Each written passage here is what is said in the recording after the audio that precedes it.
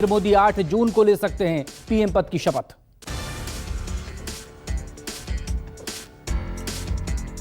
लोकसभा चुनाव के बाद अब सरकार बनाने की कवायद शुरू हुई। इसी सिलसिले में एनडीए की पहली बैठक पीएम आवास में 4 बजे हुई। 1 घंटे चली बैठक में मोदी को एनडीए का नेता चुना गया।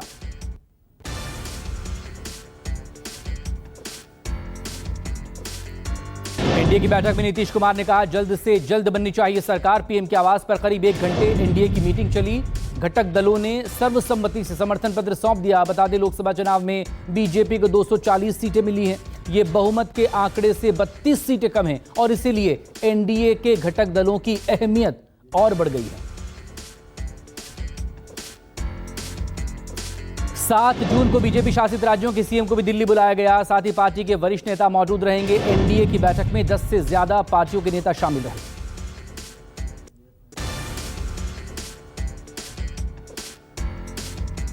सूत्रों के मुताबिक 7 जून को एनडीए के सांसदों की बैठक के बाद राष्ट्रपति को सरकार बनाने का दावा पेश किया जाएगा। राष्ट्रपति से मिलने का समय शाम 5 से 7 बजे का दिया गया है।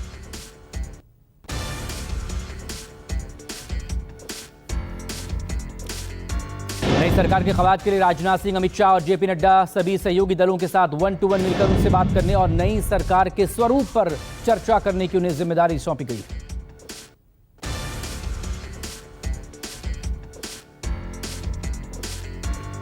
इस बीच पीएम मोदी के इस्तीफे और कैबिनेट को भंग करने की सिफारिश के बाद राष्ट्रपति द्रौपदी मुर्मू ने लोकसभा को भंग कर दिया। राष्ट्रपति ने 17वीं लोकसभा को भंग किया।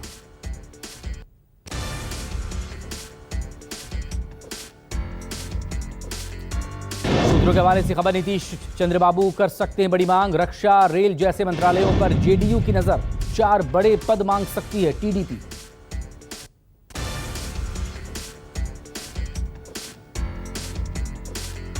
मल्लिकार्जुन खड़गे के आवास पर इंडिया गठबंधन की अहम बैठक हुई। बैठक में शरद पवार, अखिलेश यादव, कल्पना सोरेन, संजय सिंह, स्टालिन और अभिषेक बैनर्जी मौजूद रहे।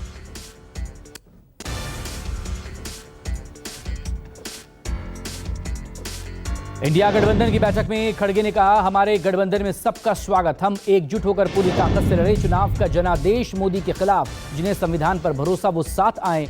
मोदी के लिए ये नैतिक हार है।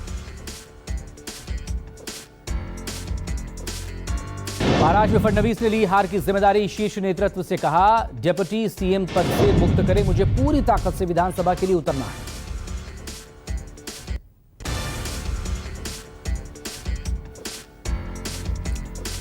बिहार में चिराग पासवान की पार्टी ने भी अच्छा प्रदर्शन किया। जीत के बाद चिराग पासवान आज सीएम नीतीश कुमार से मिलने पहुंचे। चिराग पासवान ने जेडीयू की जीत की बधाई दी।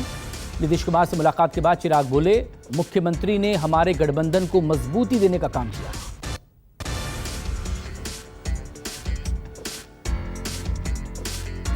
आज दोपहर में एक तस्वीर ने सियासी गलियारे में उस वक्त हलचल तेज कर दी जब नीतीश और तेजस्वी यादव को एक ही विमान में देखा गया। दरअसल दोनों नेता पटना से दिल्ली एक ही प्लेन में सवार होकर पहुंचे थे, लेकिन दोनों के रास्ते अलग अलग थे।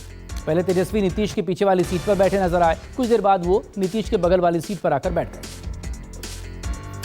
जेडीयू और टीडीपी के साथ मिलकर सरकार बनाने की संभावनाओं पर राहुल गांधी ने यह कहा है कि चुनाव इंडिया गठबंधन और कांग्रेस पार्टी सिर्फ एक राजनीतिक दल के खिलाफ नहीं लड़े।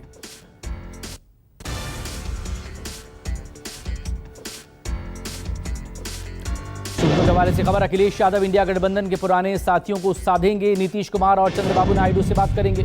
चुनाव में इंडिया गठबंधन ने 234 सीटों पर जीत दर्ज की है।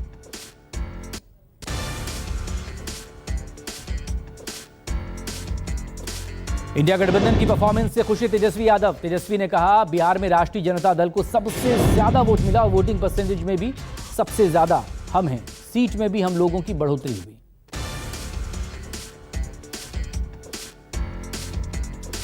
लोकसभा चुनाव में बहुजन समाज पार्टी की करारी शिकस्त से मायावती ने सबक लिया। मुसलमानों को कम टिकट देने का ऐलान किया। मायावती ने प्रतिक्रिया देते हुए कहा मुस्लिम समाज बीजेपी का प्रमुख अंग रहा है। बीएसपी का मुस्लिम समाज को उचित प्रतिनिधित्व देने के बावजूद बीएसपी समझ नहीं पा रही। अब काफी सोच समझकर मौका दिया जाएगा।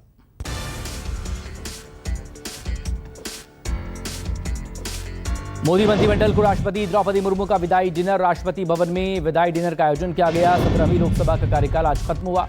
राष्ट्रपति ने लोकसभा को कैबिनेट की सिफारिश के बाद भंग कर दिया।